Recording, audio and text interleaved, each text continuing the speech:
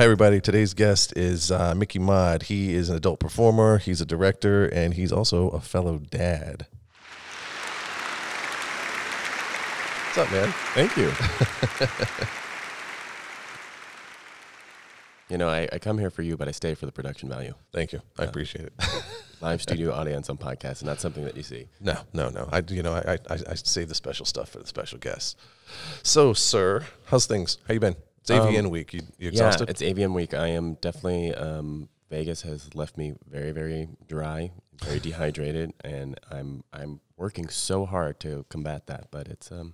There's not enough lotion or humidifiers in Vegas for people. If you're not living out here, you're just like, fuck, I hate this place so much. It took us almost a year before our skin finally was like, fine, we'll give in. We'll work with you now. Yeah, it's I don't know how people live here. This is why people are not supposed to live in the desert. I know. Yeah. And it's also colder here now. This is something people forget too. They're like, "Oh, Vegas is so fucking hot. It's the desert. It's extreme. So it gets just as it gets crazy cold in the winter like it gets crazy hot in the summertime." Yeah, there's like nothing to keep the heat and there's nothing to keep the shade. It's fucked up all year round. And God forbid you go walking out anywhere that looks, because I found this out the hard way. I went walking around and was like, "Oh, this is so nice." And it looks soft from the road, which it's not, because anytime it looks soft, it's not. Everything out here is sharp. And I fucked around one of the first times I went out and saw this fuzzy looking little thing. And I'm like, "What the fuck is that?" And I kicked it. No, it was full of it was a fucking cactus. And they weren't soft. They were fucking very rigid. And the edge of my shoe, there's these little spikes sticking out, and they had went through the leather in the shoe, through the sock, and into my fucking toe. Oh, shit. And I pulled a few of them out, and then had to, because the rest of them, because I kicked the shit out of it, I had to take my shoe off and pull these fucking needles that had run down the length of my toe. I learned my lesson. I don't kick shit in the desert anymore. I think that's a really good lesson for people who need to learn that lesson. So if you're at home and you're like, I need to kick the shit out of a desert plant, learn from JP. Learn from me. Don't do it. All right, so, Mr. Sir, you've been on the floor a lot. You've been kind of just roaming around. Because you guys had the suite, so you're kind of upstairs meeting and doing shit too, right? Yeah. So this is the first year that we've had the model appreciation suite, which I think is a really good use of our time here. Right. I feel AVN, in the past is, I think things are kind of changing as an industry as a whole, and I think people are kind of like recognizing us more. I mean, we have like almost 20 nominations this time around, a lot for Derelict. So thank you. Yes, get those buttons. The value out of that mixer. Or hold on, I got a plug too. There, Derelict. Okay. That was really loud though. Sorry. So it's crisp, It's Very good for the crisp. morning. That's the thing, because I think Derelict on its own has 6 or 7, I think. I think so. Yeah. Yeah, there's definitely I think best BDSM feature. There is like a best action thriller. Oh, no, we're not with the Derelict. We moved up. I've been talking about this on the podcast. First, I've always, I say always, the last movie I made was best BDSM, and we got it. Mm-hmm. And this year I was like, we're going to go into best BDSM, and we're going to own that motherfucker, and we're going to take this thing home. And they were like, this is better than, so we're going to put it up here. So they didn't, we've got the 2 SOS series that are best BDSM. Oh, that's right. That's right, yeah. Derelict is best action thriller. Yes. So I was like, oh shit. I still, looking at the people that are in there with it, I think that I think we still have a chance. Yeah, I'm very excited. I think the level of visibility like this year is like just dramatically increased. Right. And I think we've always been a real strong like player in this industry. I think we kind of stand, a little bit alone, just not just in content, but just, geographically being in San Francisco so long. And now, so much of the brand was tied to like the Armory, that when we moved out of the Armory, people are like, are you guys still, I heard you, Kink was great when you guys were like making content. I'm like, no, bitch, we still make content. We're still there. We just sold the fucking castle. Yeah, yeah. And actually that's one of my, in this new role as creative director, like that is kind of one of my, like, one of my personal missions is to kind of, bring back that strong brand identity that's like not tied to like the Armory as an identity. Which I think is good. So yeah, that's good. You just segued right into that for me. So I didn't have to get to it. Oh yeah. So let's talk about your history at King. Oh, wow, yeah. Can we do that? Yeah, we can do that. Yeah. So you tell me, because I know where I met you, but Yeah. how did Mickey Mod get started at Kink.com? Yeah, it's funny because Mickey Mod was almost entirely created by like kink in a sense. Like, Okay. So when kind of looking to get into the industry in the Bay Area at that time, so this is like 12 years ago, 2008. Yeah. Oh man. Fuck. Yeah. Craigslist had this section called, I think it was like a adult gigs or adult services section, which was just kind of combination of like at that time, like escort ads and like webcam stuff. And like before webcam was as big as it is now. And like just people trying to like make their own kind of amateur porn stuff. And Kink would often post for, talent recruitment. And they were starting a new site, which became Public Disgrace. Okay. And they were looking for like gangbang extras. And at the time I was like out of a relationship that wasn't like, I think there was just a lot of incompatibilities, and leaving that relationship was like, all right, I have these like, sexual fantasies and experiences that I want to have. And I'm not, I'm getting into these relationships where like, that doesn't feel like safe, or that doesn't feel right in the context of like how the other person wants to have a relationship. So like not really knowing that there's many different ways that you can have a relationship, and a lot of different, it can look a lot of different ways, and you can have a lot of elements. You can be monogamous, non-monogamous, open, poly, and at that time I like started to kind of get an interest in like, all right, well, I have these fantasies. I'm looking for like different types of relationships. I'm like reading a lot, and, being kind of like the Bay Area weirdo that I am, had a lot of goth friends, and, so, started kind of like hanging out with people who were kind of, really invested in the BDSM scene of San Francisco. And so I was aware of kink.com, Right. Just being in the Bay Area, and they had posted an ad. I went in, I met the talent recruiter at the time. It was kind of funny because I later, spent a great deal of my time working in talent at Right. Kink, then doing the interviews. And yeah, I took some nude photos, and they're like, okay, we'll give you a call. Like a few weeks later, they gave me a call, like set up the testing, and I was on set for one of the test shoots that became Public Disgrace. Oh shit. And it was with Lorelei, who, funny enough, we had actually hung out prior to both of us getting in the adult industry, because we went to the same school together. You and Lorelei. Yeah. Holy shit. So we like knew each other, and hadn't seen each other for a while, and that was the next time we saw each other was on set for A porn. yeah. So you guys went to school together. Because what kind of school was it? Was it a film school, art school? No, just regular university. Okay. Yeah. So you guys knew each other at college, and then, and you were friends, so you knew each other. Yeah. Not like, oh, there's a hot girl or there's a hot guy. Like you guys just. Well, we actually like went out on like a really, really bad date. So there was. I mean, it was a nice date. It just was like, nothing came out of that. Right. Yeah. So it was just kind of like, oh yeah, I went on that like really awkward date with that person, there they are naked. and here we are on the gangbang set. Okay. Actually, also Wolf Hudson was also on that shoot as Okay. well.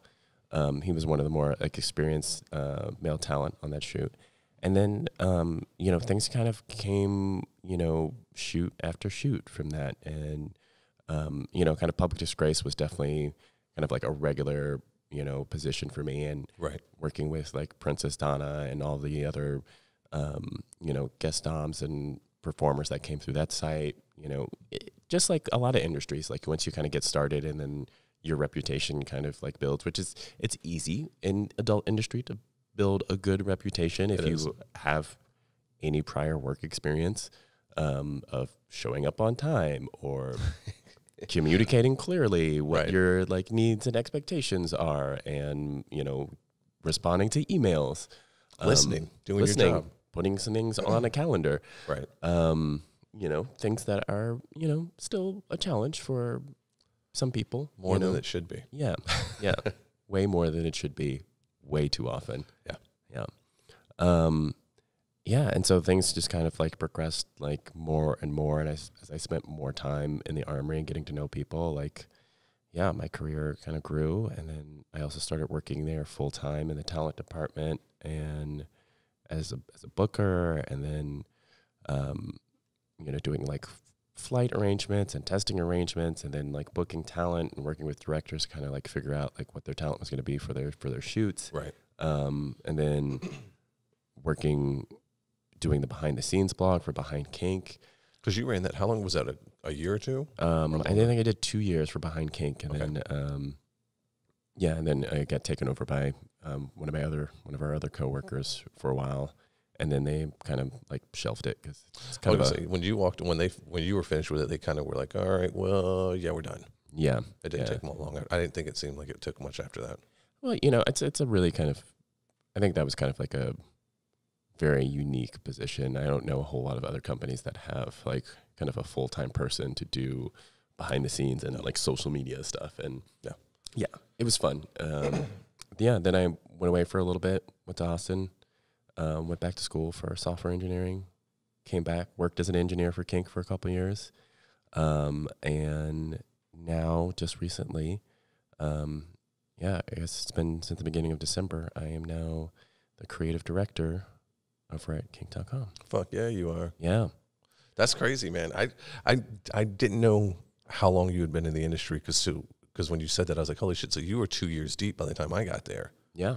Yeah, because you got there in, what, 2010? 2010, yeah. Which is crazy to me because I was just thinking about that. I was talking to the wife, and I was like, fuck, 2020. And I started thinking about it. I was like, fuck, I'm almost a decade deep just at Kink.com. Yeah. And I'm, November this year will be the 10-year anniversary at Kink. So that's going to be into my 16th year of being in porn. Fucking ridiculous. I had Derek Pierce on recently, and I was telling him, I was like, I'm just going to call AVN and be like, look, you don't have to keep giving me all this other shit, or even, I mean, it's cool that I'm getting nominated for it. Just put me in the Hall of Fame. Give me that. I mean, because I've been doing it long enough. I don't need the other recognition or I can't even talk today. The awards and all the other shit is cool, and I appreciate it, but just put me in the Hall of Fame. Just give me that acknowledgement that I've been doing it that fucking long. Yeah, yeah. Because the Hall of Fame is like, that's the forever one. Like, no one's like, who won best like boy-girl scene 6 years ago? Yeah, they're like, oh, who's best BDSM? What year did he do that? Yeah. Hall of Fame, they can be like, oh, they don't, and they probably still won't know me. Like I was teasing with Disco. This is a funny noise. So, because, Disco is his name, I have a new little thing. So every time I say Disco, we go. Disco. Man, you have too much fun with this thing. I do. I have way too much fun. I mean, having the same mixer, I'm now inspired to, go get noises. Go get some noises. I've got some fun stuff on here. I got silly shit, and I've got some fun, depending on the mood of everybody. But so anyway, him and I are going to go do the red carpet today. Nice. And we've already been joking, and I've been telling him, like, I've been trying to get him to come on the podcast. And he's like, dude, it's going to flop because I'm nobody. Nobody knows who I am. And I was like, dude, more people know about you than probably most of the people because I talk about him on almost every episode because we've been working together 7 years. Half of our career we've been working together at this point. Over half. Yeah. And I told him, I was like, just be prepared because the way it's going to work is we're going to walk down. There's going to be the fans, and we have options. If anybody calls us, we can go say hi like we want, or we can just ignore them and keep moving. Excuse me. And then we get to a point where, and this was just explained to me by Casey Calvert, that there's X's, and you stop on this X, people take pictures, and call your name. And he was like, what if they don't call our name? I was like, then we'll smile and walk away. Yeah.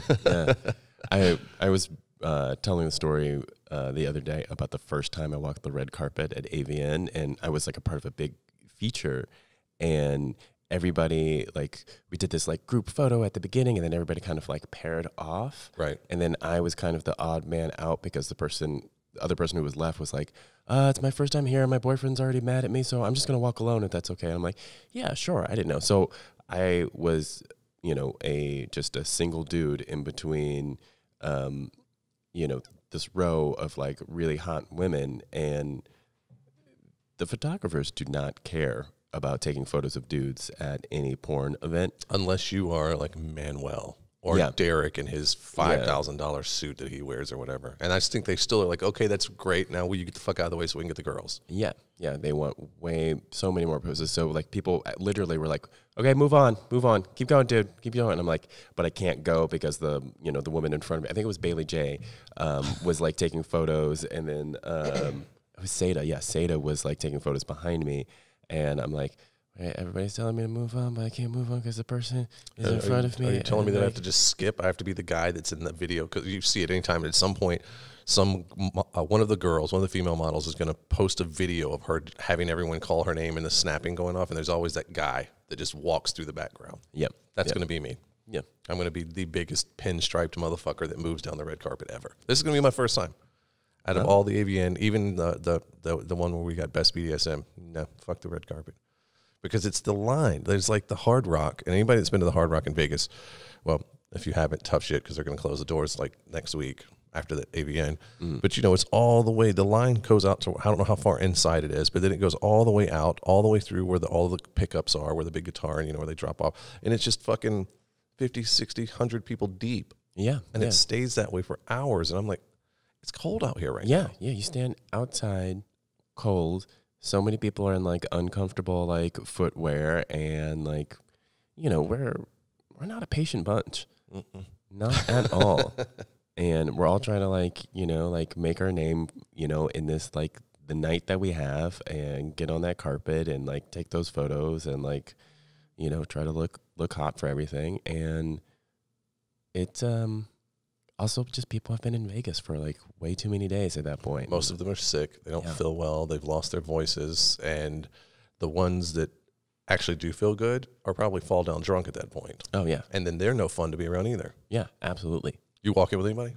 Or are you solo? I'm walking with Ashley Lane because we're in a scene for a different company that was nominated for Best Boy Girl Scene. Oh. Yeah, which is really weird. It's I don't perform that much. Right. And so to have this kind of like high level, I mean, I've gotten other nominations. I've gotten Best Supporting Actor a few times for some of the feature stuff that I've been in, but I always feel like that's kind of a weird. I don't really know what that's based on. I'm like, is that actually based on my acting? Is that based on like the sex performance? Is it because I look weird good combination? with my pants off? Yeah. And so this is the kind of like highest like profile nomination. Who's it for? It's for Deeper. Okay. And I've worked for them a number of times. They got a lot of eyes on them right now because they are kind of newer to the game, and they've got a super high production value. I personally never watched. I've seen previews of it because like you and other people, I know several people that have been in their stuff, and I'm like, fuck, this is the same. It's the same level as like Adult Time with the stuff Bree Mills is doing, and I feel like that's where a lot of people are like, oh, let's do this thing, but let's shoot it on the red. Let's get the most expensive high-end cameras so this shit looks so good. And as long as people are taking their time and giving it this over-the-top cinematic look, but this is where we're headed. I think that's the thing. So, yeah, anyway. I mean, I think the technology has kind of like got up to where we can kind of deliver that like higher end quality, you know. And I'm excited that it's getting there, and like things are more accessible for people to make things that look great. They're up in the ante, and I think they're doing the same thing with. I mean, I've talked to Disco about it. Like, this is something we got to do. Like, I think I was telling you yesterday when we had a meeting and talking about stuff that he's getting ready to upgrade, and our shit's everything's about to change. Like, it's not a red, but he might as well get a fucking red. Yeah, the money he's about to spend just on the fucking body of a new camera. Well, yeah, I think that's the great thing is that like now it's like even better than it was like 5 or 10 years ago, where like. When the red came out, you're like, oh my God, this is incredible. When we're like, well, it's $70,000 just for the brain. Yeah. And then you got to add like another $50,000 to make that shit work. Right. And people are like, well, fuck you.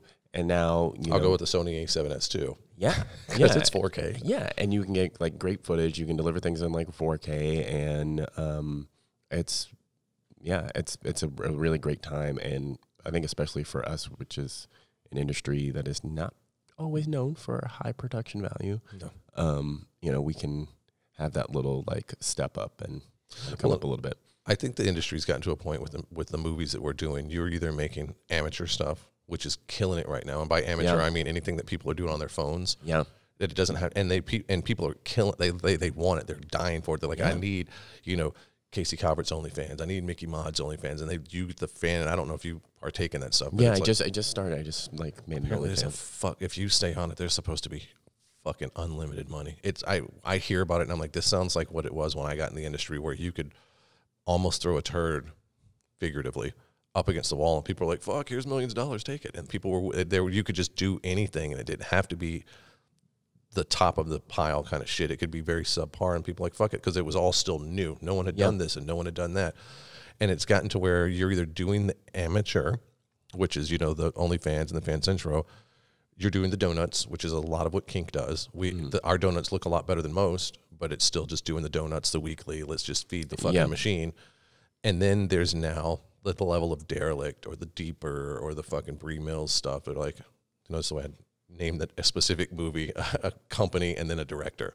But it was all, you know what I'm saying? It's like that's high-end cinematic value that people are like, that's what I want. Yeah. Yeah. I think, it's interesting that there's like this, the two extremes of like people wanting the amateur content that feels like very intimate because it's this, it's on your phone and it is coming from someone else's phone. So it's like, oh shit, Casey Calvert is sending me this hot video. It feels more personal. It's kind of, capitalizes on that sort of like, I think that's why like webcam has come up, right? Because it's like, oh, this hot girl has invited you into their room. Right. This hot person is like, oh yeah, just come to my house. That's what, people who are like looking, they want that sort of intimacy, and it captures that. That just gave me an idea. I'm going to build a set. You know what it's going to be? It's going to be an airplane bathroom. Oh. And just every time a girl comes here, you can use my set, go over there and do the nastiest thing you want to do in the airplane bathroom. Who's going to know the difference? That's great. It just came to me like, great. Because that's the thing. It's like the sneaky squirrel. It's like, ooh, I'm going to the bathroom at the airport, or I'm sneaking into the bathroom at fucking Chili's, and I don't know that that's that thing, but going to different. I'm at Chili's, I'm going to sneak in there and whack off. But it's like there's like Danny Daniels. That's her thing, is going in public bathrooms and public places, public. Yeah, and like Cherie does the same shit where Cherie, fucks the Uber driver and the stepson, and I mean, I love the idea. And she told me that she caught slack actually from performers. They're like, it's kind of, you're giving us a bad name by just fucking all these random guys. And she was like, look at the dick. Look at all of the dick. Notice that it's all the same dick. Yeah. Most of it anyway. Yeah. And then performers, like, you don't know, there's a couple, and not to say that there's not, there are a couple who will go fuck anyone and don't care, which makes me nervous, but whatever, that's them. I think that's always going to be the case. Yeah. Yeah, it's so interesting how, I think this is always, and you and I have talked about this a lot, that there's a weird sort of like the what is the expression, the separation of disbelief, or the it's okay. So you watch a Batman movie, right? You see Christian Bale playing the character of Batman. Right. You see Christian Bale not in the Batman suit in a different movie. You're not like, oh, that's Batman. Like, I need to but it doesn't work the same way for porn. Right. Because it's like, this is, like your body and your image and your character persona. And I think because the sex is real, sometimes people have a hard time separating that that fantasy from the reality of that it's actually a production. And it's a very in this way, it's a very it's almost like sleight of hand in a way, right? Like, we're going to get you so horny that you're not seeing all the strings that we're pulling and all of these sort of things that kind of that we use to capital. Yeah. I actually wind up for my own trade content, I did a scene with someone who was they were going on a European tour, and they for some companies in Europe, I think because of some of the issues kind of with not having standardized testing, they're like you need to be tested in the US and and then test when you get there, and if there's any sort of discrepancy, they'll for companies that are paying for your flight, they're we're going to send you home because we can't put this expense out to so people get a bit paranoid, and we're okay, well, we were planning on doing this shoot, and they got the call to like do this like European trip, and she was like, "Oh, can we use like a condom? I just, you know, like we're all tested, but I still, you know, I'm not trying to like, you know, fuck up my European tour." I'm like, Right. yeah, sure. And that, like people found that extra hot because it was almost this level of like extra dirty, because it was like, oh wait, you're using a condom, what's going on? Like people had all these questions about it. I'm like, you know, that's what you're supposed to do, right? Like when you just meet someone and you have sex with them. Yeah. So we need to revisit like almost all of the gangster rap from the 90s. Because I love that genre, but it's like that was such a thing in the 90s, and you're younger than I am, but you're old enough to remember the 90s, and that was like the scare of AIDS and everybody. I mean, the infamous fucking Ice Cube putting a sock on the pickle and, you know, double rapping it. And obviously, people it was so ingrained in like 90s hip hop culture. Like everybody was, you know, like, you know, AIDS hitting like the black community, and like people kind of responding in music and entertainment, like was. Yeah, it's weird. You don't really hear that in like music. Like no one like. I think because it's not as scary now, which it should be. Yeah, it should be. All of you motherfuckers should be scared of that shit. Yeah, because even though there's all of the drugs that can control it and get the, you know, the counts down and the cells, whatever, and I don't know all the science behind it, but they can get you back to basically almost technically undetectable, but you're still infected. So maybe it's because it's not as scary anymore, and people are like, "Oh, don't worry about it." Because I remember there was a couple times that I was buzzed, had enough of it, and I was like, "I don't care," and went balls deep, and instantly was like, "Hey, you know what? Wait a minute," and got up and it was one of those too late moments where I went to the bathroom, washed, and was like, "Hey, you want to just talk?" Because I had plunged and was like, "This is stupid. This is dumb as shit, and there's not a piece of ass on the planet that's worth getting anything over." Yeah, yeah, and yeah, I think a lot of things have changed on a societal level with, you know, also people kind of evolving out of homophobia a little bit. I mean, right. Like everybody still has a long way to kind of go with that. But, you know, it used to be seen as like, you know, AIDS is a gay disease that is, you know, this, you know, plaguing this community, and that's how people saw it, you know. That's how people saw it. Disease. Yeah, and like there was no acknowledgement of it for like decades, you know, by the government, by the medical community as something, or actually any movement on things. And so as that has changed, you know, and like, you know, medicine has gotten better, where people, you know, who you know get HIV and get AIDS can like live longer, healthier lives. They can grow old and die, not from AIDS. Yeah, so it wasn't this sort of like mystery, like death sentence thing where people were ignoring because everybody hated gay people. Which it seemed more acceptable then. When I say more acceptable, I mean the people hating. Back in the 80s, it was still very much. The wife and I were having a conversation about this because there's a Dead Kennedy song, and I forget the name of it now, but one of the lines is something, we're going to see how the N-word goes, or N-word lives, or something like that. And it's a pretty popular song, and I wish I could remember the name of it now.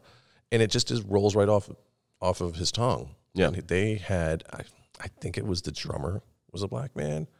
And I was talking about, I was like, it's just weird to me that there's so many people that are instantly stuck in a corner because they've used that word, because it's a hateful word. Yeah. But there was never, and it's also coming from the same band who had Nazi punks fuck off. Yeah. But then you're throwing the N-word around, and it's weird how it was more acceptable to be that kind of bag of shit, to throw the N-word around, throw the F-word around, like using, you know, whoever, I don't get along with you because, you know, your skin color. I'm going to say this word and you're not going to do anything. Or I don't get along with you because, you know, you homosexual, so I'm going to call you this word. And it's just weird that now people get slapped in the mouth a lot faster now than they did in the 80s. The 80s was just like, well, fuck, that sucks, and I don't like that.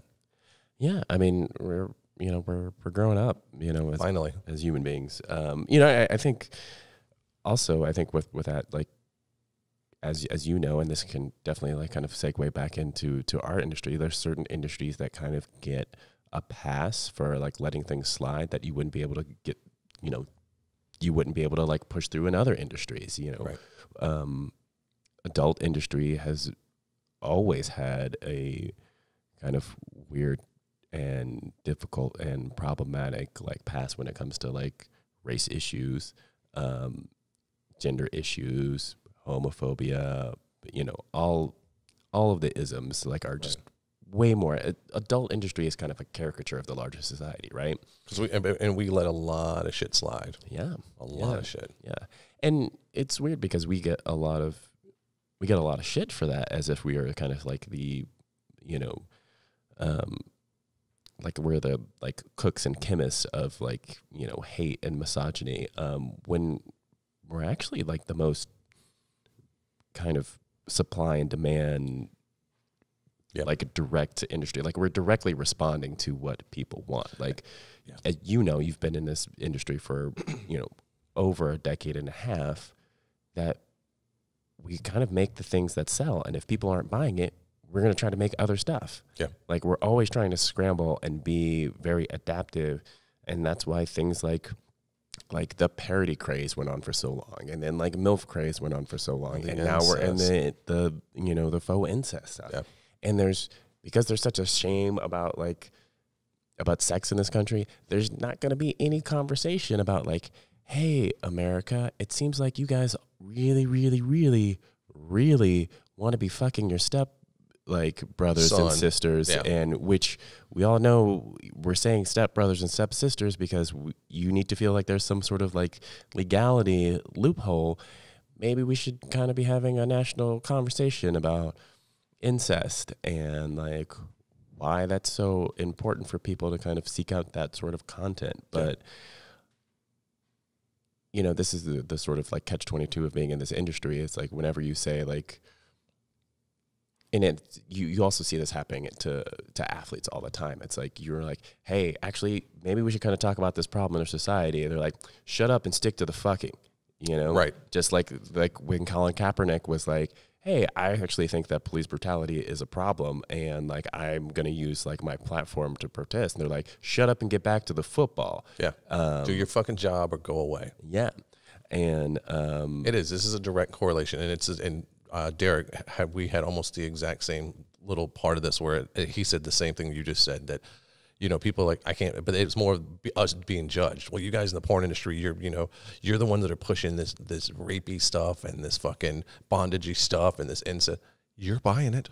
Yeah. You motherfuckers are buying it. So as long as you keep buying it, we're going to fucking make it. And it's nice that we have a job that we can do these things, but I mean, you don't get to shame us for doing something that you're jerking off to. Yeah. That you're paying for. Yeah. And that's the reason incest is still a thing. That's the reason fucking bondage is a thing. That's the reason all of these things. I mean, here's the thing. No one goes to De Niro and says, look, you are perpetuating Italian stereotypes and mob stereotypes. No one goes at him like that. Why? Because he's a fucking actor. He's doing a job. Same thing that we are. But because, like you said, people are like, oh, well, you're naked and your dick's out. So that's got to be real. It can't be. There's no way you're just faking that storyline. You know, like there's any advertisement marketing thing you can think of where there's, you know, the little clips playing on whatever site you go to. Do you really think that fucking Jordy has that many sisters he can sneak into the bathroom and stick his dick through the shower curtain, and his sister's gonna be like, oh, or stepsister, and she's like, oh, look, there's my stepbrother's dick, let me put that in my mouth. Mm-hmm. So stop bitching, people. Just saying. We're making it because you're fucking paying for it and you keep asking for it. I think there's, and I by no means am I trying to inspire someone or tell anyone that, because we're not going to make shit that's illegal and motherfucking unconsensual. So don't even start that shit. But I was talking to him. I was like, you know, and I'll ask you the same thing. What do you think the next thing is? If you had to put if you had to speculate, what do you think the next craze is going to be? Because that's the thing. If we can figure that out, we got it made. I mean, yeah, that would be something that I would be, if I could figure that out, I'm not sure I would share it. And fuck you guys. But you could watch me make all that money. I'd let you watch me. You can watch me as I circle around AVN and land on top with my new personal helicopter. Yeah. You know, I do think that there's some things that I do think that probably in the next, I think it's probably going to be this year or the next year that you're going to see just more just sexual fluidity in content. You know, I think we've seen that just kind of like, you know, starting to change with like more cis and trans performers like working together for like bigger name studios, and like that's great. And I think that there's going to just be like just more of like, hey, this person who doesn't act with this part of the industry, like everybody just kind of like just being very fluid, and people really kind of I think kind of pushing that, which is I think is just very exciting. I think the industry has kind of had like a weird issue of like not kind of talking about like homophobia and biphobia and the transphobia that is still a problem, and it's still gonna happen because people in this industry come from like all over the world, and people have like very limited experience with like certain groups of people, and it's it's going to still be an issue because people are working in very vulnerable spaces with their body, and have the set of comforts and boundaries that they need to have around that. Right. And sometimes those don't always like work well together. And sometimes people are like really have a really just ease of like saying really offensive shit around that.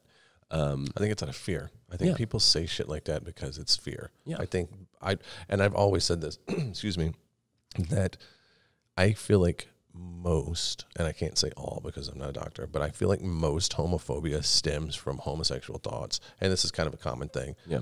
And it's the self-hatred. Well, I was raised and, my dad said that I'm not supposed to, that's a fag thing. Mm-hmm. And no kid of mine's going to be that guy. So I have these feelings, but I know I'm going to get fucking punched in the face, or figuratively, hopefully, or whatever the repercussions is, because my dad's not going to have a homosexual son or daughter.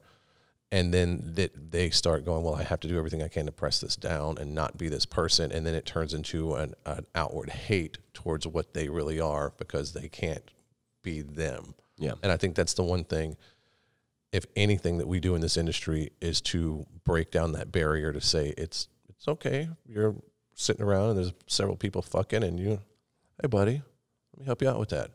And we're doing it as an industry and as a community, sex workers, that it's okay to be that way. If you have an urge, it's okay. An urge that's healthy and consensual. Does no harm. Yeah. Yeah, there's nothing wrong with it. There's nothing wrong as long as everyone's sitting there and is like, hey, you know what, Mickey, I don't mind you stroking my dick. Or whatever it may be. Yeah. And it's the same thing as like, I had Angela on, and we talked about the story yesterday, that she released Angela Loves Women. I think it was number 5. Mm-hmm. And there was no publicity. There was no, hey, AVN, I need an article about this. There was nothing.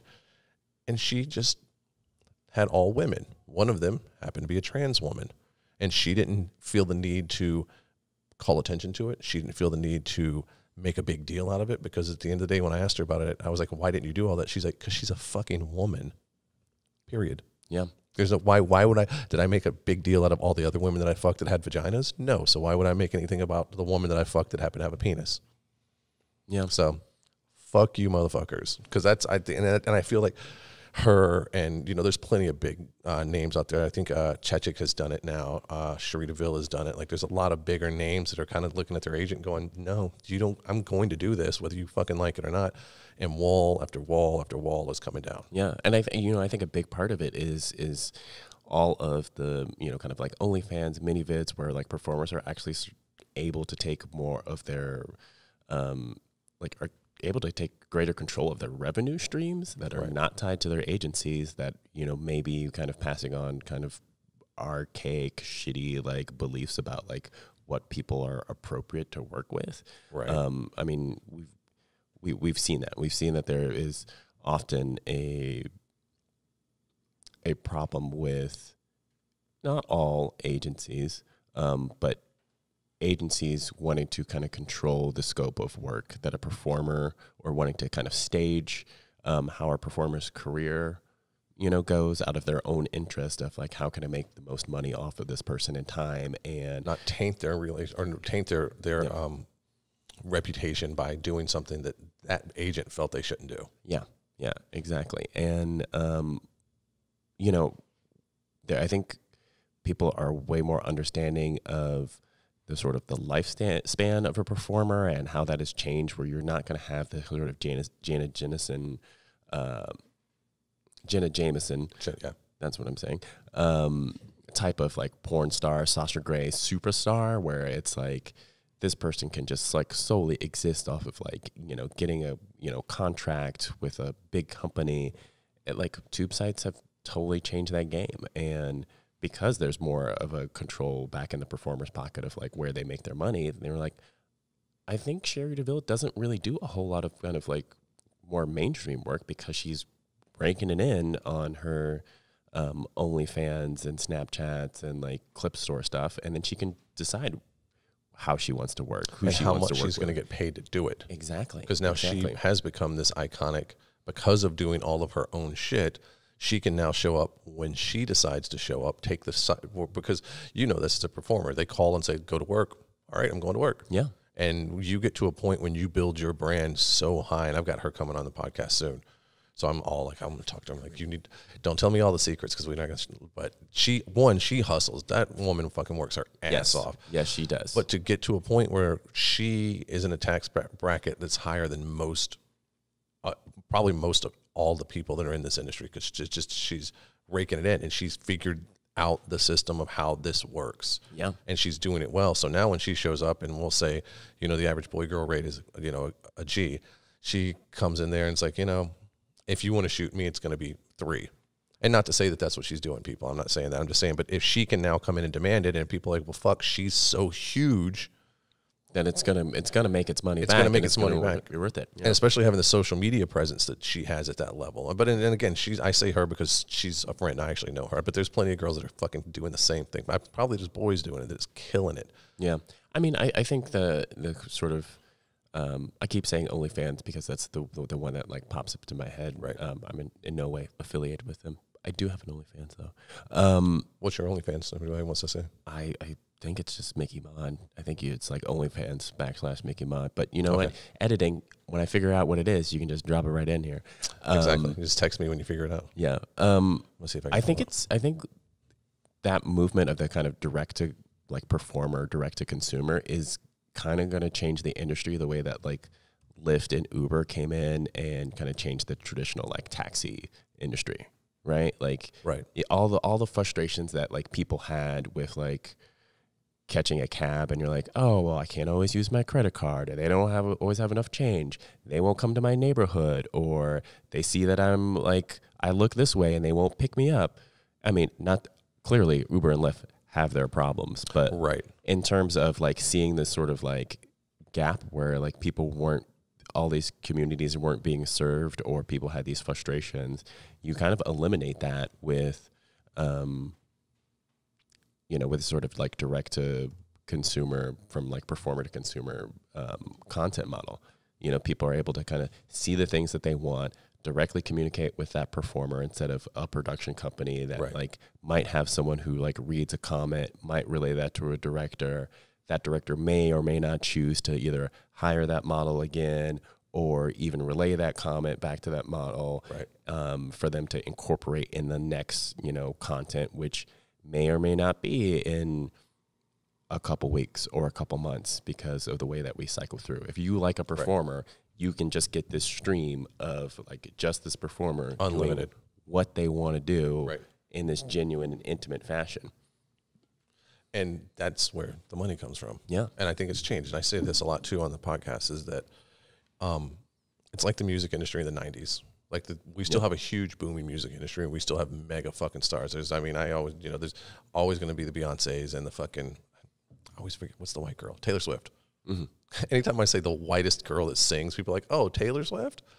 And they're mega stars. And you got fucking, Beyonce's other half, Jay-Z. That fucking guy just hit billionaire status? Did you hear about that? Yeah. Fucking unbelievable. So the music industry is still flourishing, but you don't get to go to a show for $10 or $15 anymore. And it's not because it's 2020 opposed to 1985. It's because the game changed. Yeah. So you have to spend $75 for shit seats to go see any kind. I don't even know if you can get into like a mega star thing with like $75. I think it's closer to $150, $200 to get tickets now. And that's how they're making their money, because streaming doesn't pay shit. Just like fucking, we're getting paid a tenth of a penny on like every 10,000 clicks on Pornhub or something like that. It's ridiculous. There's Yeah, no money. yeah. The streaming service doesn't pay shit. So buying the DVDs of the porn or subscribing to OnlyFans and fucking Fan Central, that's how I feel now people are earning their money, and performers are filling the gap because people are shooting less because all the budgets are dropping because there's not enough money because of all the tube sites. So Yeah. I say fucking keep going, all of them. And performers are getting you know, I think providing like more content and more, even though people are kind of like shooting less for companies, I think the type of like clip content that you can make has got a greater range, right? Like you can make a 20-second video and put it on, you know, like your clip site, and that's totally fine, where that wouldn't fly for, you know, a Brazzers or a Kink, right? You can't put up like these sort of like short clips, you know, that are shot on your phone, but you have that sort of like accessibility of like content. And oh, actually I made shirts like Charlotte's shirts are awesome, and I see them like everywhere, and like that is, you know, I don't know what she's paying, but I know that she's, you know, she's getting a lot of that money after like her, you know, production costs of those shirts. Well, I talked to her because I was looking at doing the same thing.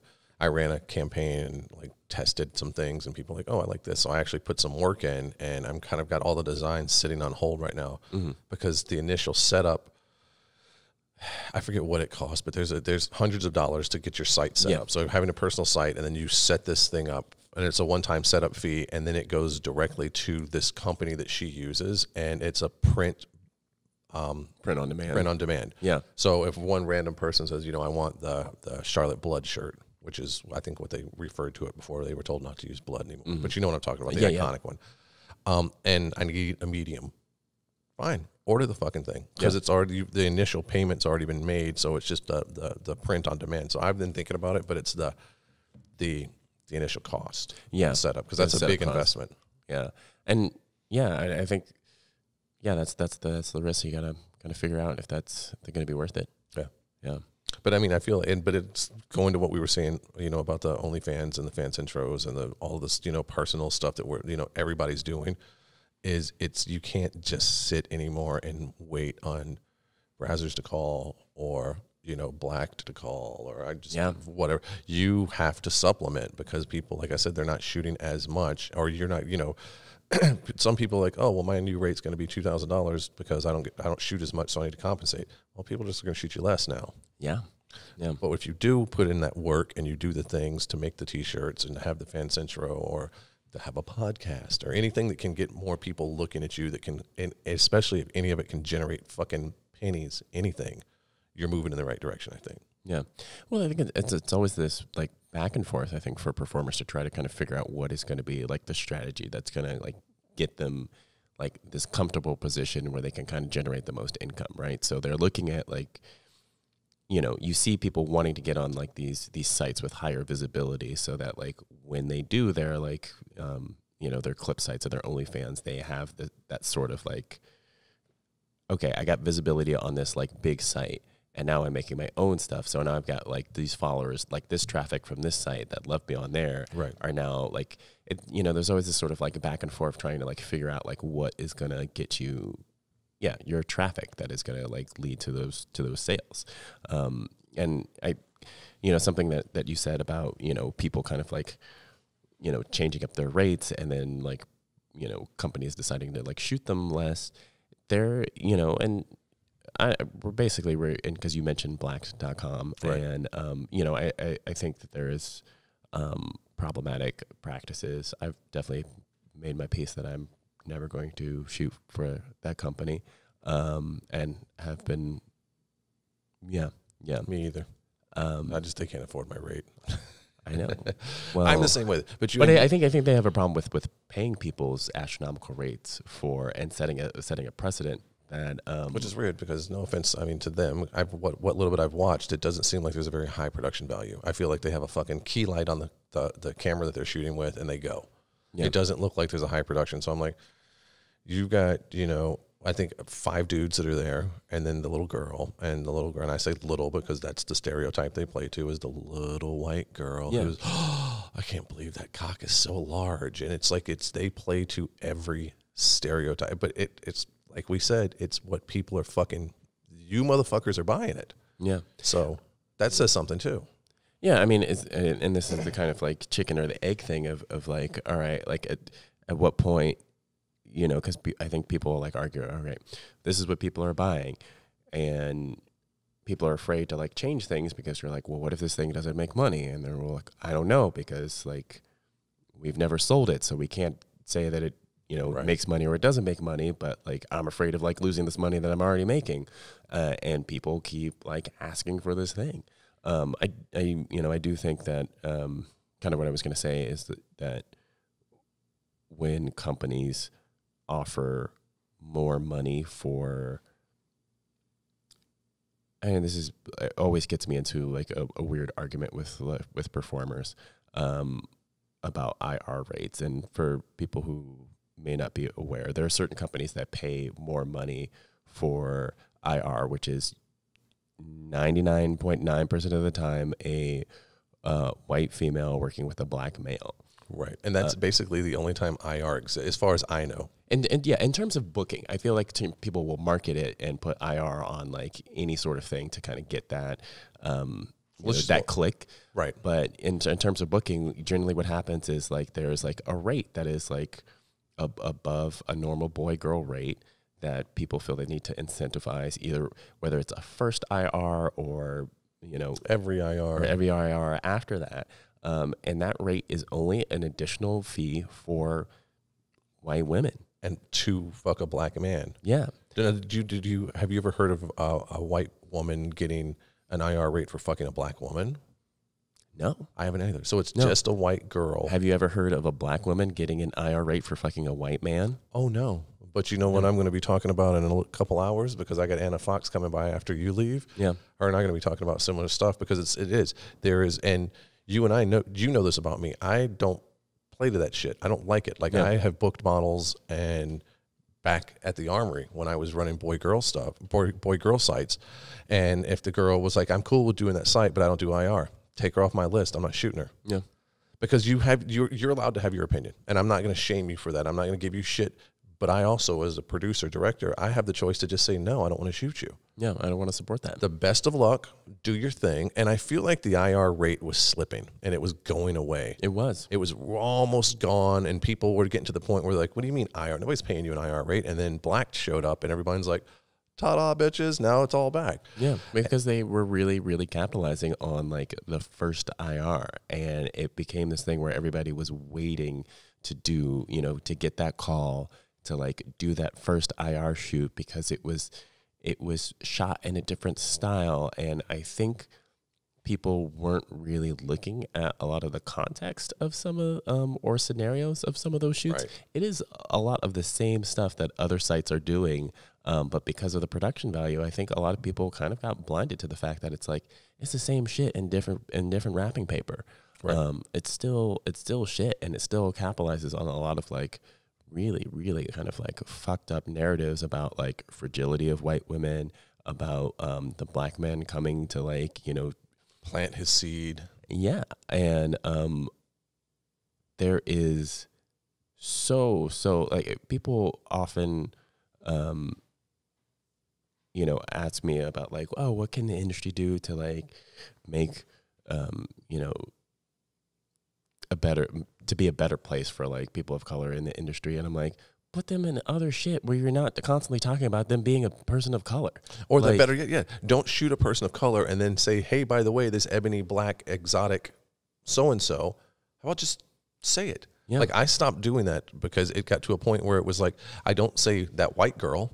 I don't say that Asian girl. I don't say, so why am I saying? Because it's the default. You know, right? But it's a fucking keyword that sells. Yeah. But before we skip away from that, because I had a thought I want to bring up. Yeah. To be the devil's advocate for a minute, how many people are looking at what we do when we tie girls up and we beat them and fuck them and they're crying, and they're like, "That's fucked up," and you're perpetuating the same shit. And doesn't mean that I agree or disagree with any of the stuff but it's more of just saying that there's people who look at our shit, especially mine, because I mean, that are like, well, dude, you're fucking glass house. You can't throw stones. You're torturing women. So could possibly be put in that same thing, but I feel like it's the same, but it goes the conversation goes both ways. Is girls can be like, well, I don't want to shoot with you because I don't like that style. I don't like what it says. I don't like what it does. I don't like how it puts women in certain positions, which we know what it is. And I'm sure that every dude that shoots for Blacked is like, all right, well, it's, you know what, I'm just doing it. Yeah. And like we talked about earlier, it's just acting. But it does, and I think the reason it bugs people more is because it's fucking with race and race play. And there's models that come in here, and that's one of the things they say, and clearly not white girls. But because, you know, I mean, I'll shoot anybody. If they're hot and they're down, I'm down too. Mm. And a lot of the girls that come in here that aren't white say, you know, no race play. Yeah. And the first thing I think is, I'm like, what fucking set have you been on that you have to, and I don't think that I've ever put anything out of me doing some shit like that, except for maybe in a title, Black Ebony Slut or something like that. Yeah. So I don't know, to each his own. I guess as long as everyone in there is consenting. Yeah, I mean, I don't like begrudge any like performer that, you know, shoots for that site. I do think the practice and all right, like you got to eat, right? Right. So like make your money, and make your money. And I do think the problem is not with, I think the problem is societal, not like specific to like that company or our industry. I think the problem is the society's view of there's only limited roles that people of color can play. Right. You know, and that filters down to porn big time. Like if you are putting like Asian people as like, you know, masseuse and like maids because like you can't think of any other way to put them, like you have to kind of check yourself and be like, where the fuck does that come from? Right. You know, and where does it come from where like people like want that and can only conceptualize like these people and these certain roles where, you know, white performers get to be literally like anything. And, you know, I've had people, you know, in the industry tell me like, oh, I would love to shoot you, but like, I don't shoot interracial on my site. I'm like, well, then you can put me with the brown person and then it's not I'll just not shoot all the white folks. Or, you know, or like people, you know, can't conceptualize that like, you know, we have done a really good job of like making our money by like making things like really easy for people to find by segmenting things and like having these tags of like, you know, big boob MILF. So you can like easily find what you're looking for. But I think also oftentimes that gets into this weird sort of like data game where you're like, oh, I need to like, you know, put this group here and this thing here so I can get like the most keywords so that people are going to like click on this thing. And we oftentimes forget that like, yeah, there are people who have to like the performers have to deal with the psychological fallout.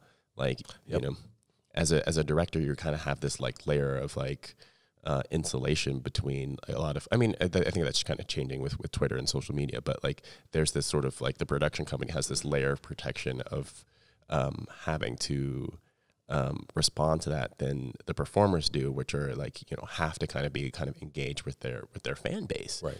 And I know people who have like, you know, left the industry because they were put in like movies that, you know, often get titled after the fact and may get titled offensively or horribly, and they have to defend that or they have to kind of reconcile that. Right. And they have to do that kind of psychological labor of like, you know, and I do that too, because like, you know, most of the time I get booked because there's such a focus on IR, almost the majority of my career has been me being booked with like, you know, white female talent. Right. And then I have like, you know, fans of color or, you know, other people be like, oh, well, you don't like black women or you don't like women of color because like I never see you working with them. And I'm like, I never get booked with them. It's not your choice. If you know, if I do, I get booked by those companies that like don't make it a big deal. And so like it doesn't come up in like, you know, the weird noticeable search times that things that people are looking for. And also that becomes like, because I don't live in LA and I don't go to industry events, that becomes like, all right, here are the circle of like people that I know. So like when I go to do trade shoots with people, I usually go to the people that I know, because like, I don't know like people's level of professionalism if I haven't like met them. And I'm like, oh, like Arabelle, I know Arabelle and like, she lives in my hometown, and like we're good friends, and I know like we can go and we can like do our content for our clip store, and then like, you know, I think that's the thing that like I think you're starting to hear this a little bit more, and I think the performer community is really good at kind of like outing like bad actors, especially with like kind of like the content trade game of calling people out of like, I worked with so-and-so and like they were a shitty person, or I worked with so-and-so and I like never got my footage, or this person like gave it away for free when I said I wanted to like, you know, charge this specific amount for it.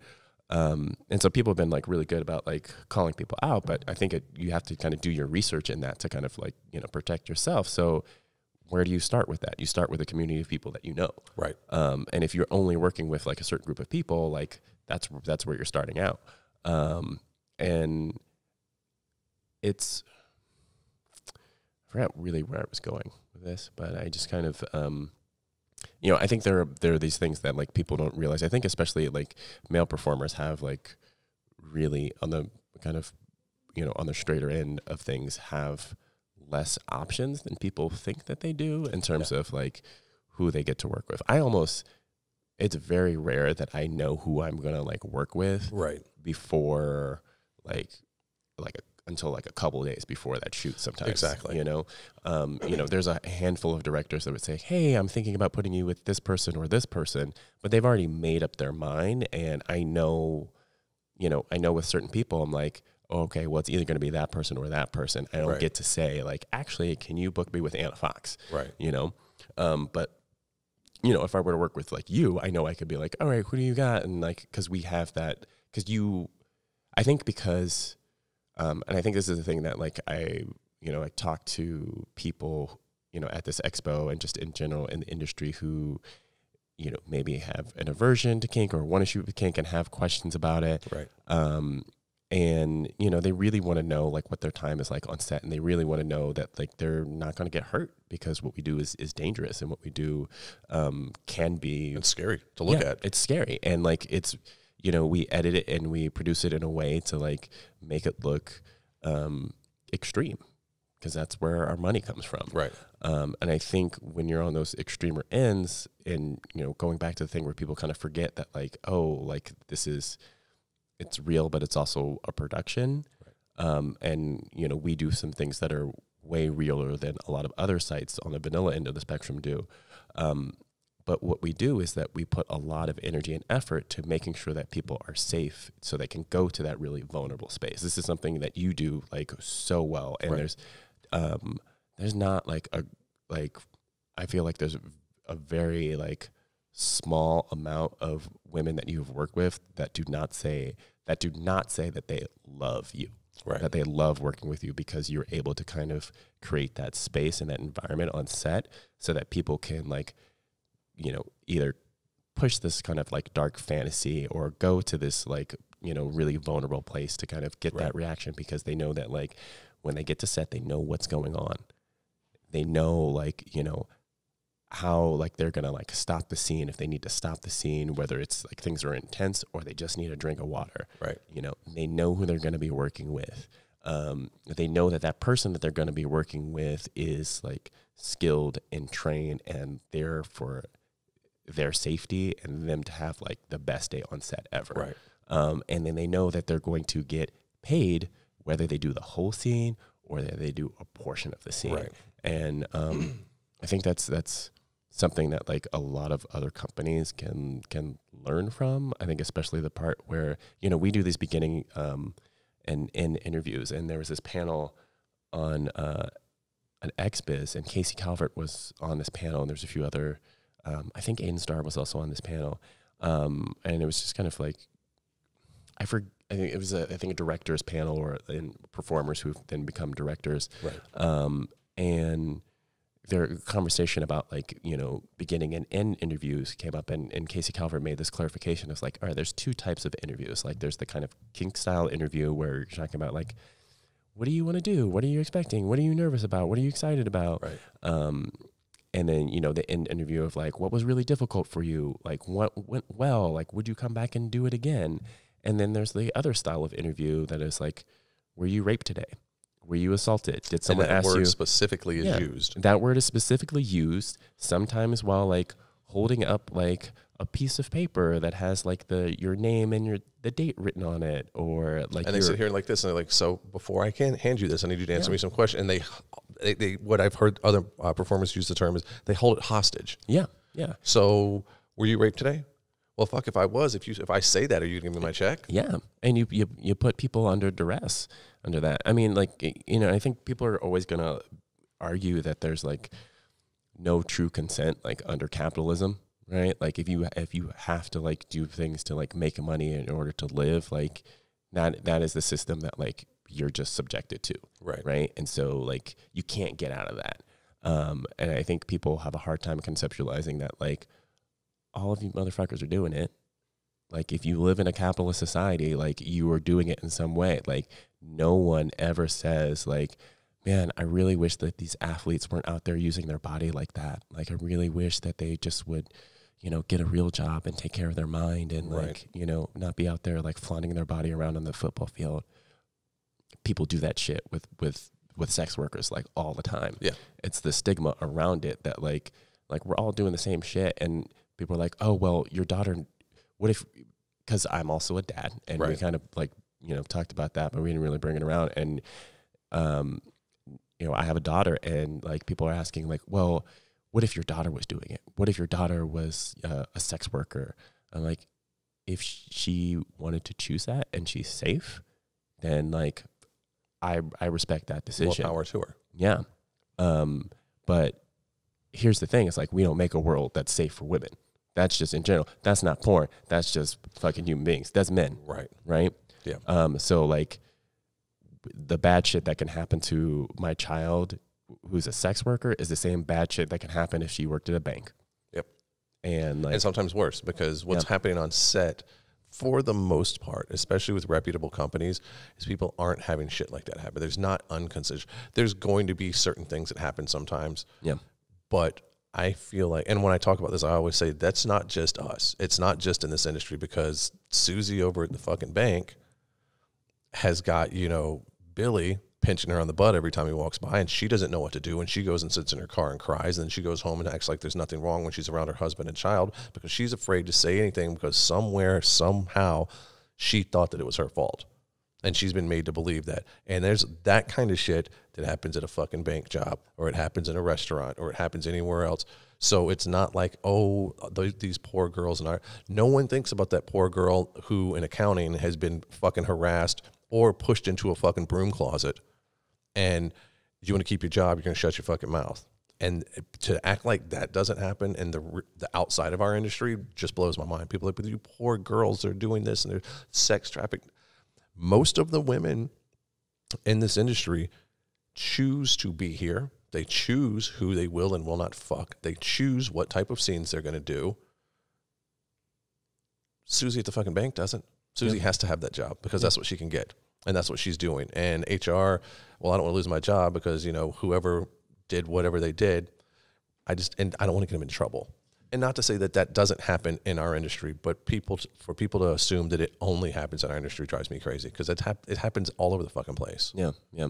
And I you know, oftentimes when people, you know, talk shit about sex workers and say that they need to kind of get a real job and that what we do is degrading, I'm like, all right, let me put it to you this way. What is more degrading? Is it more degrading to work at a shitty restaurant job where I have to pretend to be nice to every person who comes in, regardless of their attitude, for minimum wage, which is something that we've all established is like, this is the least amount I can pay you to live. This is the most humiliating thing you can do to a human. For an adult. I mean, as a child coming into the workforce and you're learning things, it's still not the best, but you're living at your folks' house. Yeah. But as a grown-up, to still have to be subjected to, well, this is all we think you're worth. Yeah. It's degrading. Yeah. And like my income and my tips like depend on how much I try to like impress you in song and dance for 8 hours at a time. Or I could come into a studio for a couple hours, do my thing, you know, shoot a great scene, possibly have some awesome sex, you know, oftentimes with someone who is like really hot, leave with like what would be kind of like the equivalent of like, you know, sometimes a couple weeks or a month's salary for a minimum wage worker. Right. And to be able to kind of make my own schedule, like, yeah, I know that doesn't seem like a real job because your real job sucks.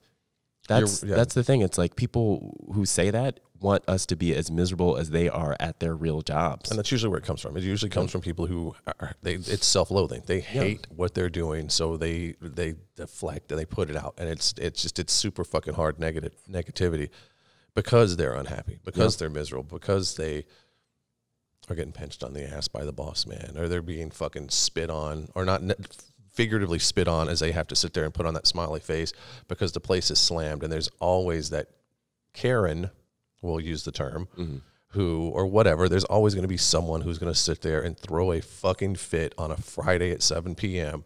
Why is it taking so long? Where's my fucking food? Bitch, you came at the busiest time of the entire fucking week, except for 24 hours later, tomorrow on the Saturday, when it's going to be just as busy. You know you're here at you for whatever reason that you're sitting here in front of me at the busiest time of the day. You can't, if you can't go to a restaurant and stop bitching about what is obviously going on, go home. Like, quit fucking with, because those people make shit money, and there's so many things that factor in. It's not like that the server is like, you know what? Fuck her. I'm going to sit over here and ignore her, and then I'm going to go tell the kitchen, hey, can you just not make that food? Everyone's moving as fast as they can. Everyone's doing the best they can. And so to treat someone like that, and then even worse, to expect them to put up with people to treat them like shit the entire time. They're working harder than most of us for a lot less money. Yeah. And they have to put up with a lot more psychological shit than most of us for a lot less money. Yeah. So be nice to people, motherfuckers. Yeah. How about that? Tip your bartender. Yeah, tip your bartender. Let's go back real quick because we went away from it, but I do want to talk about because we were talking about the interracial stuff and we kind of bounced around. How are we doing on time? We getting close to? We got a little bit of time, right? We're still good. A little bit of time. Okay, we'll start wrapping this up. I do want to say because we were talking about the IR thing and this, that, and the other. I feel like, to me, that people are going to do the stereotypes. They're going to use the T word instead of transgender, or they're going to do the she-male, or whatever the crap they're going to use, because that's what's searchable. And people are starting to learn that that's not acceptable anymore. But so what I'm saying is that our industry is going to consistently play to stereotypes because that's what sells. And more power if that's what you want to do. My thing is this: why is it that a white female, because it's not a white male, it's only, like we've talked about earlier, it's only a white female. Why is it okay for them to get paid more for doing the same thing that everyone else is doing, but they're like, well, I need to get paid more because he's black. That's the part I don't agree with. That's the part where I'm like, if you want to play to a stereotype, fine, because people are going to sit there and be like, well, JP, look at the shit you do, or what? Because we do some crazy shit. You and I've done some crazy shit. So, let people be. If that's what it is. We all have a choice whether we want to work with them or not. But it's the industry as a whole thinking that it's still okay to pay more money, and having these models go, well, I'm going to fuck up my first black dude, so I expect whatever outlandish amount of money. I think that's the part that pisses me off the most, is that we still enable people to say, here's more money just because your co-star, not the stunt dick, your co-star, the person who's starring in this film with you, who's equal to you, you need to get paid more because of the color of their skin. If that shit happened anywhere else in the fucking world, in any other industry, dude, there'd be a goddamn shitstorm. Yeah. Well, I think all the shame and stigma around sex work in general is what kind of keeps people from feeling like it's a space where people deserve like the same fundamental rights as other work environments.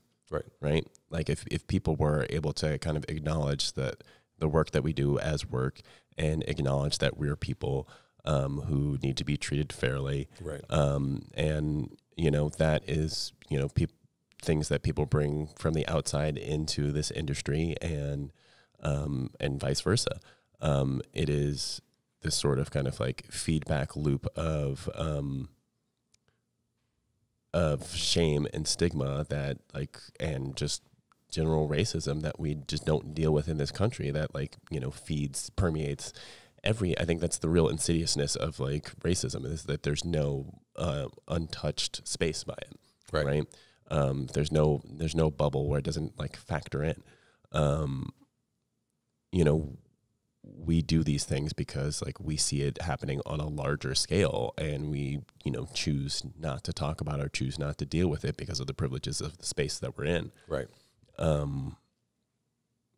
It's probably not going to change for the adult industry because people are very slow to change. I hope that I'm wrong, and I hope that people want to kind of sit down and kind of have the conversation about how we market things to the audiences and what audience we want to cultivate, and what sort of things that we want to kind of, because in a way we do kind of train them to like expect certain things. Like we've trained them to expect a certain like, you know, a certain like range of like sex positions in a certain order. Right. And we have, you know, often, you know, forgot that like we do have a lot of kind of control of our narrative, and that we can kind of affect some change. And there are some companies that do that and choose not to like unify that stereotype, but oftentimes those companies don't have like the money and the marketing power to get it out there to a lot of people. Right. But I do think that's changing. I do think that people are, and I do think that's one of the reasons that like kind of like this performer-led kind of content is doing so well, is because it is, consumers can kind of be real about what they want and get it, which is not something that has been a very good feedback loop for companies.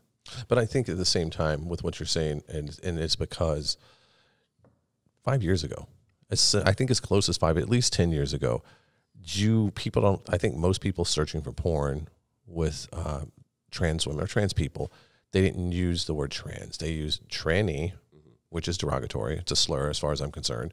Or they would do the she-male. So it was, and I feel like because that curtain has been pulled back and more performers are, like we were talking about earlier, they've broken down these walls.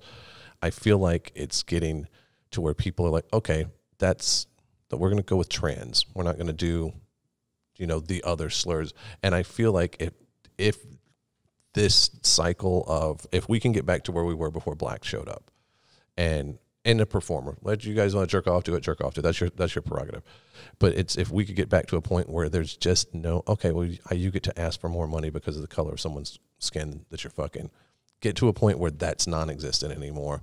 And then it's at least, I feel like, me personally, I feel like that it would at least take some of the sting out of the shit. I mean, obviously there's shit that I'm never going to understand, that I'm never going to know, because I do have white skin, and I get that.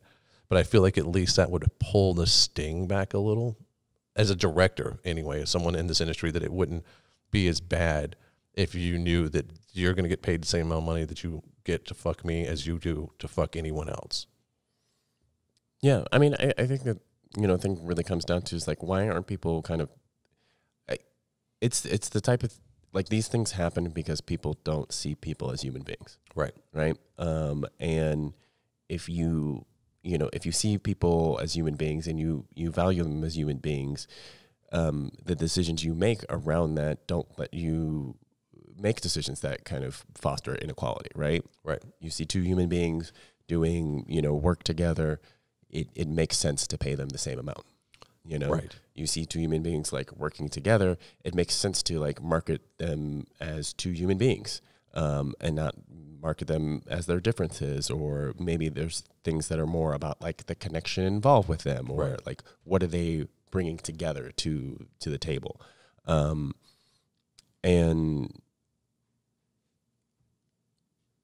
it's hard when human beings are really, really, really good at putting things in categories. Like we do that all the time, where we like look at somebody, we decide their gender and their ethnicity and like their style, and like we use that information to kind of make certain like assumptions, or to like, right. Make certain, choices or the way that we're going to act based on what we, the categories that we've like put people in. And where we're really good at doing that on a very like, quick, instantaneous level, like the thing that we often like forget is that like you have control over, like the only thing you have control over is like your actions around that. So, how you act, right? Yeah. So you may have been trained a certain way to like see a certain type of way that someone is dressing, and you lump them into this category of like, oh, like this person who comes from like this part of my town, and like I need to treat them accordingly. Right. You have to remember that you have the space to be like, why do I need to treat him that way? Does that like, is that going to make that person's like day better or shittier? Right. You know, is this the world that I want to live in? And you can't help it. And I say this a lot too to people, is that all of us have had experiences. We've all had things happen, good and bad. We've all had really great times. We've all had some shitty times, and we've all probably at some point have been fucked with or abused or whatever by a certain type of person. You can't help, especially if you've been, whether it's bullying, sexual, you can't help how you feel when you see that type of person. Yeah. What you can help is how the next step, like if you see someone and there's a stereotype. Okay, so just for instance, we're going to say there was, you know, I walked out of a store one day and I got bullied and picked on, and someone took my wallet, and he was a Latin dude. And he looked in the lower part, like he was in a poor neighborhood, so he had this look like you were talking about. You may not be able to help every time you see a Latin dude standing outside of, you know, a fucking convenience store dressed a certain way to go, but what you can do is act accordingly, like you said, to where you don't go, oh, fuck, and try and avoid him or freak the fuck out, because that one person that was dressed that certain way, that had that certain skin color, was that person. It wasn't the entire fucking community. It wasn't the entire race. It wasn't the entire social standing. It wasn't because they were poor or because they were Latin or because they were at a convenience store. It was one fucking person. And how you act about that and reprogramming your brain to where you're like, okay, I can't let this, and it's for anything in your life, you can't let one thing dictate the rest of your life because of that one fucking person or that one thing. Yeah, I think, there's like a saying that my mom would always say, and I think it was like this Buddhist that says, like, you know, the thing that like you fear most has already happened to you, and that, you know, a lot of like your reactions to things are based on a situation where you felt most out of control. Right.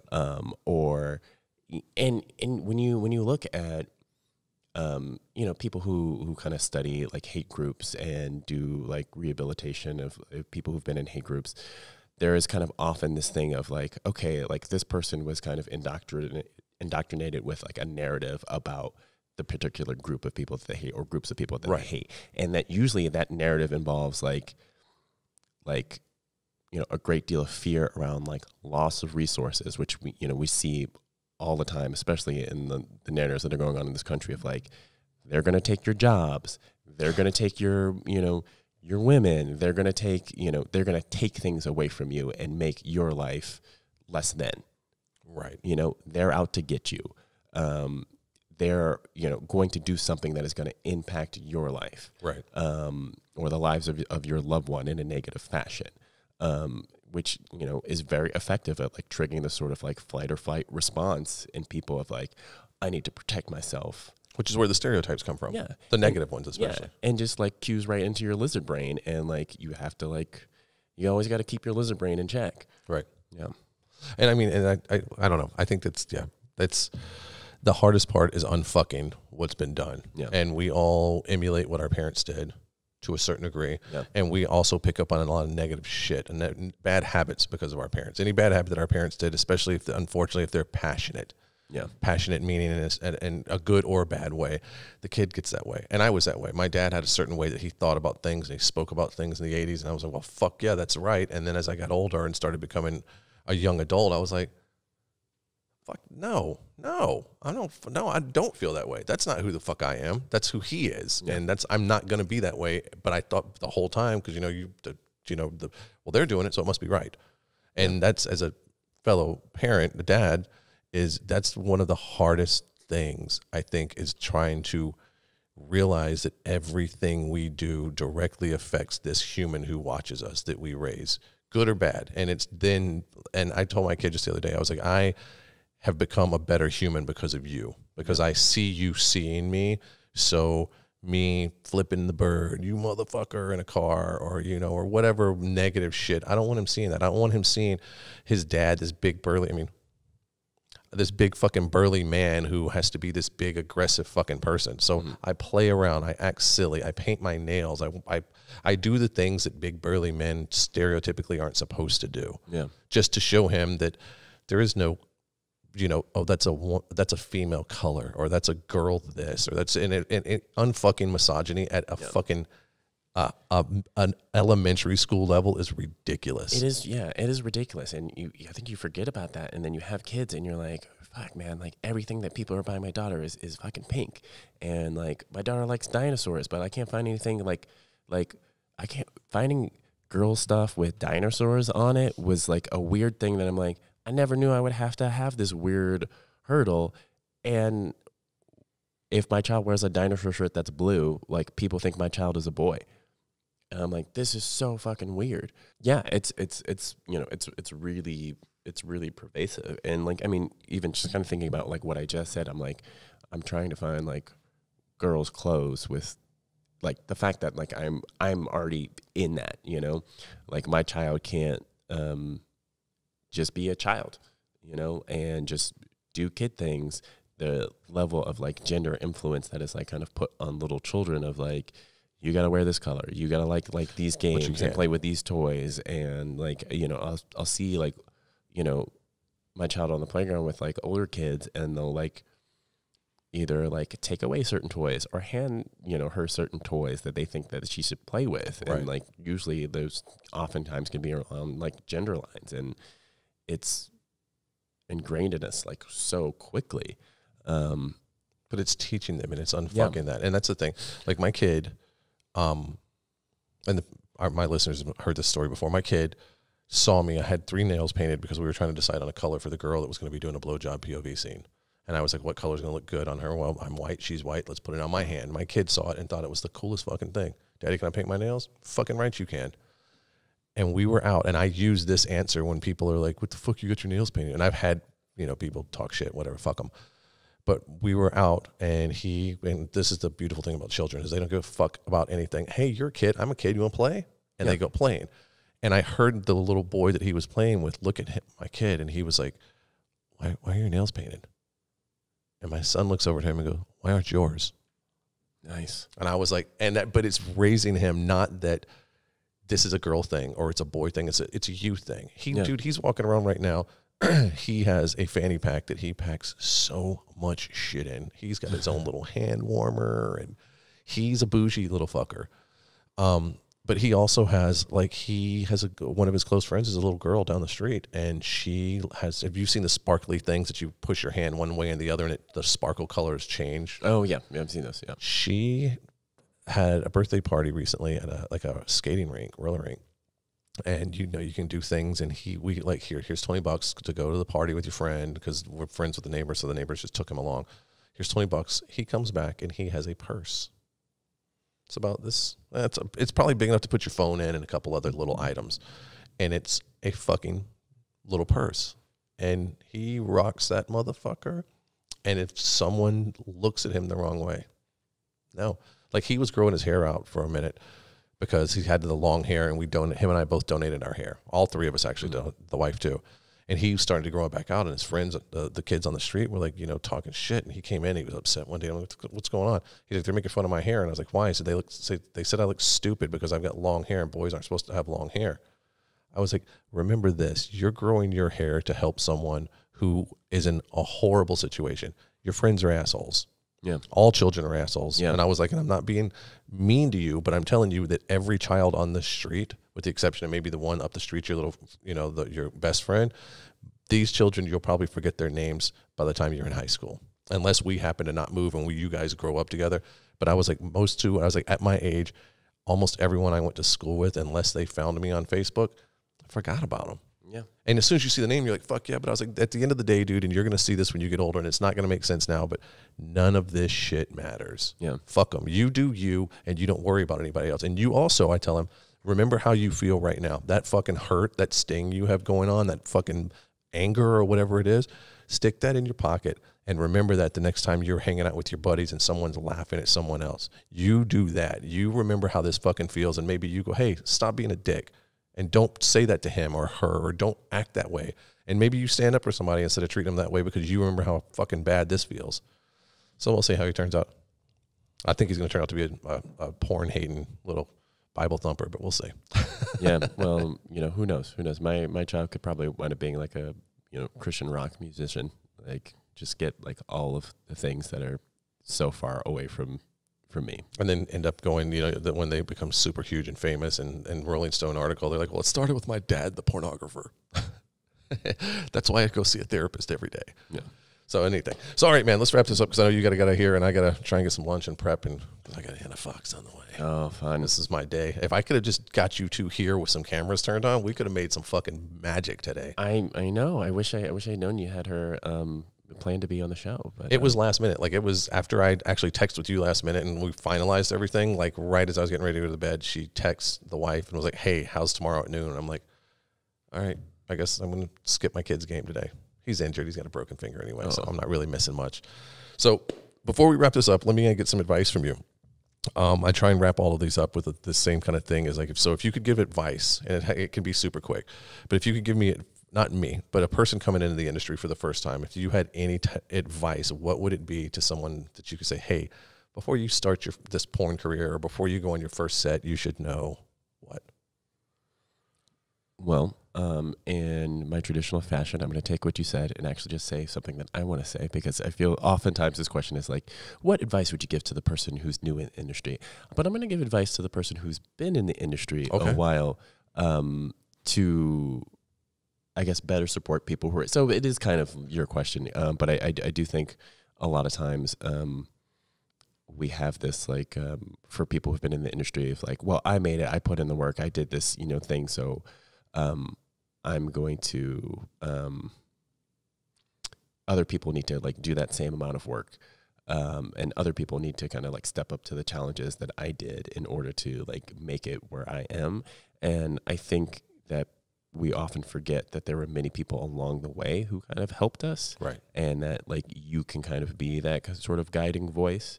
And I think especially with like those of us who have kind of trauma in our careers about like getting fucked over, not getting paid, like having like unfortunate experiences on set that were, damaging in some way, whether it be physically or psychologically, to kind of remember like the people who were kind of around us and supported us in those times, and to, kind of extend a hand within reason. Because I think there are a lot of us that, from whatever circumstance we're coming from, want to kind of take in everybody, and that's, you can only put out so much. You have to kind of take care of yourself. Right. And I think that is, also kind of, I think, dovetails into what advice I would give to, people who are coming in. Find someone that is kind of maybe at least somewhat going down the path that you want to go to, right? And see if that is somebody that you can kind of like reach out to and contact, and really actually take the time to do your research, not just on like what it's going to be like on set, but what it actually means to kind of like really create this persona, and to actually consciously create a persona. Because I wish I had done that a little earlier and kind of recognized that game, right? That I think a lot of people think that like you have to be like 100% you online and in your personal life. And that gets exhausting for people to kind of, especially when you're generating so much content on social media, that like everything has to be like 100% you all the time. But like you kind of craft this persona, and you can choose what you put out there and save some stuff for yourself. Yeah. Like I don't think that like, and there are a lot of people that like we know that like, yeah, maybe the work that they do like doesn't encompass like the full realm of their sexuality or all the great and wonderful things that make them who they are, but like that's kind of their comfort zone, and that's what they want to manage, and that's what kind of keeps them grounded. Like save those things that kind of keep you grounded to like yourself, right? And keep that just for yourself, and like maybe for like your small like community of like people who support you, because you will need that from time to time, because you will get sick, you will get injured, you will like get in like bad relationships that make you choose things about your career that you might not have chosen otherwise. Right. But you still have to have that touchstone of like, this is what makes you you. And I know that there's this temptation, especially the way that like people view social media, to put like all of your life online. Don't. Yeah, you do. And you got to keep it. Yeah, I agree with that 100%. That was awesome. That was good detail, or good advice, I should say. And with that, I'll say thank you, sir. This was awesome. This was really good. Yeah. I think everybody's going to really enjoy this one. Also, another thing that I want to say, I am kind of in this new role at Kink as a creative director, but, I have you and so many other wonderful people to thank for kind of showing me like how things should be done, showing me and guiding me and teaching me, and, giving me a lot to kind of like reflect on and learn about, so that we can kind of create better content for a company that actually like fucking tries. Like, right. We don't always do it 100% of the time, but like a lot of people don't even try. Yeah, it's true. It's very true. All right. Thank you, sir. You're a fucking badass. I appreciate you. See you at AVN tonight. All right. See ya. All right, man.